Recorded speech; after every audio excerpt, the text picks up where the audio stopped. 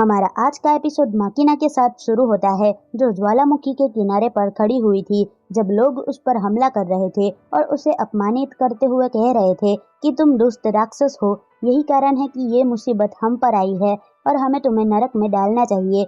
फिर हर कोई उस पर पत्थर फेंकना शुरू कर देता है, लेकिन उसके घाव तुरंत ही हील हो जा रहे थे, जिससे कि कुछ हुआ ही ना हो। एक आदमी उसे अंदर धकेलने का फैसला करता है और अपने कर्मचारियों के साथ मिलकर उस पर हमला करता है और उसे नरक में गिरा देता है। हालांकि सभी को झटका लगता है जब डीमन लॉर्ड तेजी से प्रकट होता है और उसे बचाता है और उसे सतह पर वापस लाता है। भीड़ भयभीत हो जाती है और डीमन लॉर्ड माकिना को देखता है कि वाह कितनी खूबसूरत है, और वो अपनी ओर अपना हाथ बढ़ाते हुए कहता है, मुझे तुम्हारी बॉडी और सोल समर्पित कर दो। एंड माकिना उसे अपना हाथ देने ही वाली थी, तभी अलार्म बजता है और हमें पता चलता है कि ये तो एक सपना था। वो अपने बगल में देखती है, तब उसे पता चलता है कि वेल्टोल अभी भी गहरी नींद में सो रहा है। फिर माकिना नाश्ता तैयार करने के लिए किचन में जाती है। वो एलिप को बुलाती है और वो उसे सूचित करती है कि आज फ्यूजन एरा का 2099 में ड्रैगन महीने का 13वां दिन है और इस समय सुबह के 6 बजे हुए हैं। आधे घंटे के बाद नाश्ता रेडी हो जाता है और वो डीमन किंग को खाने के लिए बुलाती है। वेल्टोल हैरान होकर कहता है, ओह मैंने आज से पहले कभी ऐसा नाश्ता नहीं देखा है, इसकी खुशबू तो अद्भुत है। फिर जब उसने खाना खाया तब उसे वो काफी अच्छा लगता है, जिसे सुनकर माकिना काफी खुश हो जाती है।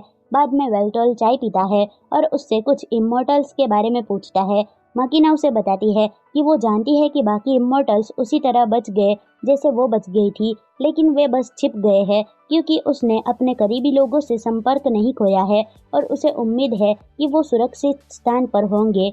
वेल्टोल को पता है कि इमोर्टल हंट दशकों के पहले समाप्त हो गए थे और लोगों ने उस समय जो संघर्ष महसूस किया था वो कम हो गया है। उन हंट को शुरू में मार्कस की स्थिति को सुरक्षित करने के लिए शुरू किया गया था और उन्हें रिवाइव करने का कोई कारण नहीं है। माकिना कहती है कि वो उसके पास गई थी। संपर्क टूटने के बाद उनके लोगों के कमरे बंद हो गए थे और ऐसा प्रतीत हुआ जिससे अंदर एक युद्ध हुआ है। जल्दबाजी में उन्होंने जो एकमात्र संदेश छोड़ा था वो एक वाक्य फर्नेंस इमोर्टल था। वेल्टोल अपनी चाय गिराते हुए चिंतित हो जाता है, लेकिन वो उससे कहता है कि वो ठीक है और भगवान का शुक्रिया अदा कर रहा था।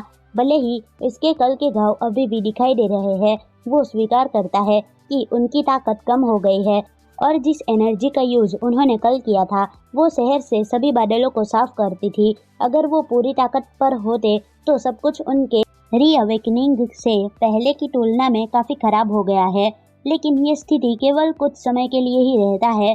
इसीलिए उसे अपनी ताकत को पूरी तरीके से ठीक करने के लिए कुछ विशेष ट्रेनिंग से गुजरना पड़ता है।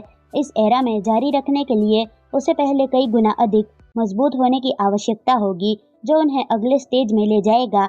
वो जोर देकर कहता है कि वो उसके साथ जाए और उसे प्रोत्साहित करे ताकि वो ऐसा कर सके। वो अपने पावर को यूज करके गिरे हुए चाय के कप को फिर से भरता है और उसे कहता है, इधर उधर बैठना बहुत बोरिंग होगा, इसीलिए वो आसपास की जगह पर घूमने जाना चाहता है। माकिना पूछती है, क्या आपकी तबीयत ठीक है? वेल्टोल पूछता है, पूरे दिन बिस्तर में पड़े रहना उसके शरीर के लिए और भी बुरा हो सकता है। तब वो पूछती है, क्या हम शॉपिंग पर चले? फिर वो दोनों शहर की सड़कों पर निकल पड़ते हैं। फिर एक दुकान में एंटर करते हैं और वेल्टोल पूछता है कि ये कौन सी जगह है। माकिना कहती है कि ये जल्दी उसे समझ में आ जाएगा। उसे एक 3D स्कैन किया जाएगा ताकि शॉप में से सबसे अच्छे कपड़े तैयार किए जा सके। वेल्टोल उसे बताता है कि उसे कपड़ों की आवश्यकता नहीं है क्योंकि वो लोगों के बीच में बिना कपड़ों के भी चल सकता है क्योंकि उसकी मसल्स काफ़ी मजबूत है। माकिना उसे देखकर कहती है, ये ठीक नहीं है, लोग उसे ऐसा करने के लिए डांटेंगे और वो बहुत अधिक ध्यान भी आकर्षित करेगा। वो उससे पूछती है कि क्या कपड़ों को चूज करने में उसकी कोई इच्छा है। तब वो उसे उसके लिए कपड़े चुनने के लिए कहता है। फिर वो सबसे अच्छा ऑप्शन चुनती है। उनका पूरा काम होने के बाद वेल्टोल को अपने कपड़े काफ़ी पसंद आते हैं। डिज़ाइन ख़त्म करने के बाद वो अपने अगले शॉप पर चले जाते हैं। वेल्टोल उसे कहता है कि तुमने डिज़ाइन के बदले मशीन में कोई पैसे नहीं दिए, लेकिन उसने बताया कि उसने पहले ही ऑटोमेटिक डिजिटल पेमेंट कर दिया था। उसके बाद वो दोनों खाने के लिए एक रेस्टोरेंट में जाते हैं। वेल्टोल माकिना से फेमिलिया के फॉर्म के बारे में पूछता है। माकिना कहती है कि वो कह सकती है कि ये सुविधाजनक और आरामदायक था, इसका उपयोग विशेष रूप से मैजिक के लिए किया जाता है, लेकिन इसका उपयोग शॉपिंग और इंफॉर्मेशन गैदर करने के लिए भी किया जा रहा है। और एक पोर्टेबल डिवाइस हुआ करता था ये, लेकिन इसे इधर उधर ले जाने की आवश्यकता ने इसकी उपयोगिता कम कर दी है। वेल्टोल पूछता है कि क्या वो उसकी बैक पर लगे हुए इस डिवाइस को छू सकता है, जिससे माकिना शर्मा जाती है। फिर उसने पूछा कि क्या इसे गर्दन के पीछे चिपका देना कोई पनिशमेंट है। उसने जवाब दिया कि पहले तो ये अजीब लगता था, लेकिन उसे इसकी आदत हो गई थी और अब इसके बिना दैनिक जीवन जीना मुश्किल होगा। उसके बाद वो दोनों घर पहुंच जाते हैं, जहां पर वेल्टोल कहता है कि मैं जॉब करना चाहता हूँ। माकिना ये सुनकर हैरान हो जाती है, क्योंकि उसे अब सब कुछ करने की ज़रूरत नहीं थी। उसने कहा कि उसे कुछ समय के लिए ऐसे ही रहना होगा, क्योंकि वो उसके लिए बेहतर जीवन गुजारने का वादा करती है। वो ज़्यादा से ज़्यादा शिफ्ट पर जाएगी। तब वेल्टोल ने जवाब दिया कि समय बदल गया है और यहाँ तक कि वो सब कुछ नहीं कर सकता है। शायद चीज़ों को बदलने का समय आ चुका है, क्योंकि वो बिना कुछ किए यूं ही नहीं बैठ सकता, जबकि वो उसके लिए रोटी, कपड़ा और मकान उपलब्ध कराने के लिए कड़ी मेहनत कर रही थी। उसे अब काम की तलाश शुरू करने की ज़रूरत थी और उसने इस दुनिया को जीतने का विचार छोड़ दिया है।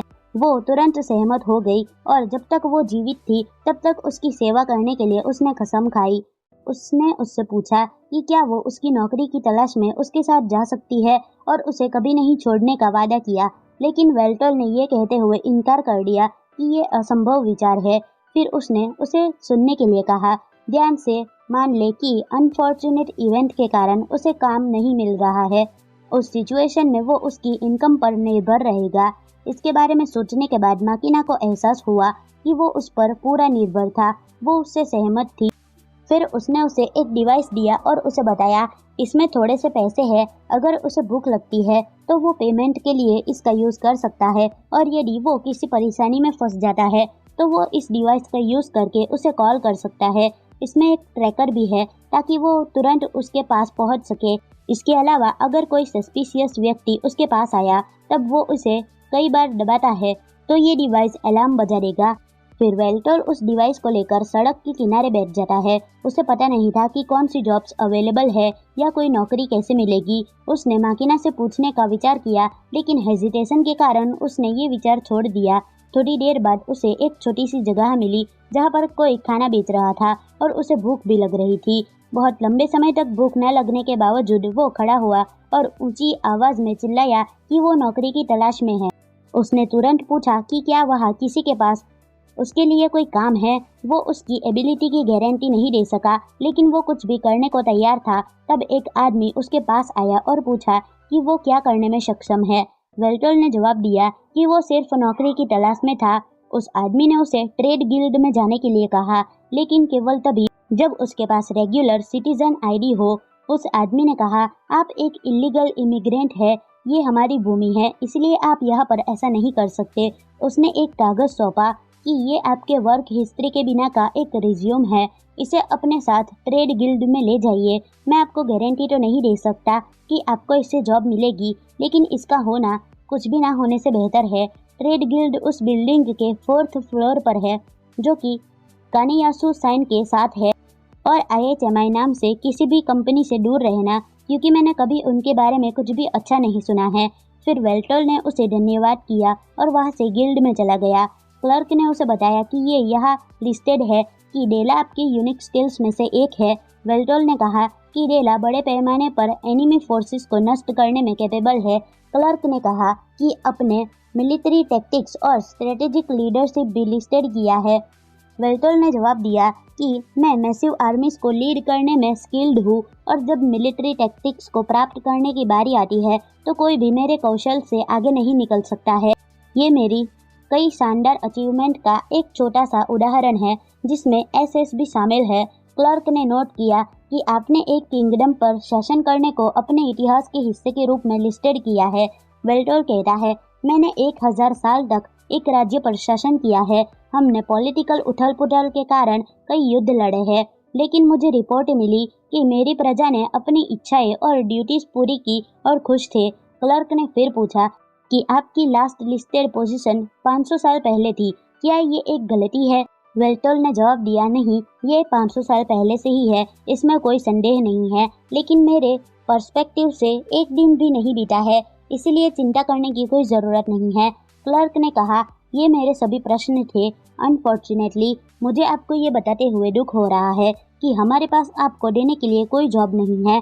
आपके रिज्यूम और इस इंटरव्यू पर केयरफुली विचार करने के बाद हम इस निर्णय पर पहुंचे हैं। इसके अलावा हमारी कंपनी ऐसे किसी भी व्यक्ति को जॉब नहीं दे सकती है जिसके पास फैमिलिया नहीं है। उसके बाद वेल्टोल माकिना के पास आ जाता है और उसे कहता है, मुझे यकीन है कि ये सच नहीं हो सकता, लेकिन क्या तुम मेरे लिए चेक कर सकती हो? मैं इस एरा में पूरी तरीके से हेल्पलेस हूँ और मेरा कॉन्फिडेंस खोने लगा है। माकिना कहती है, आप दुखी ना हो, वो मूर्ख मोर्टल्स लोग आपकी महानता को समझने में असमर्थ है। आप ऐसे व्यक्ति हैं जो सबसे ऊपर खड़े हैं। आपको अपनी जगह से नहीं हिलना चाहिए, बस इसका निरीक्षण करना चाहिए। वेल्टोल कहता है, मैं ऐसा नहीं कर सकता। क्या आप किसी को जानते हैं? क्या तुम किसी ऐसे को जानती हो जो मुझे सलाह दे सकती है? उसने फिर पूछा, क्या करंट एरा में उसका कोई दोस्त है? माकिना कहती है, मुझे लगता है कि आप उसे दोस्त कह सकते हो। हम एक साथ शॉपिंग करने जाते हैं, खाना खाते हैं और स्पेशल इवेंट पर तो एक दूसरे के घर में सोते भी हैं। पास के एक कैफे में उसने उससे मिलने के लिए कहा और उसकी फ्रेंड ने कहा कि उसे थोड़ा टाइम लगेगा।